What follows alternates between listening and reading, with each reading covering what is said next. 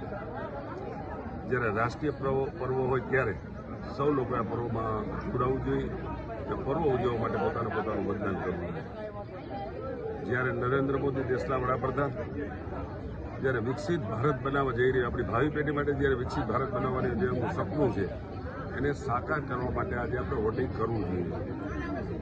તો ખાસ કરીને દેશની ઇકોનોમી 2014માં 11મા નંબરે હતી, એ અત્યારે 5મા નંબરે 10 વર્ષમાં લાવ્યા છે.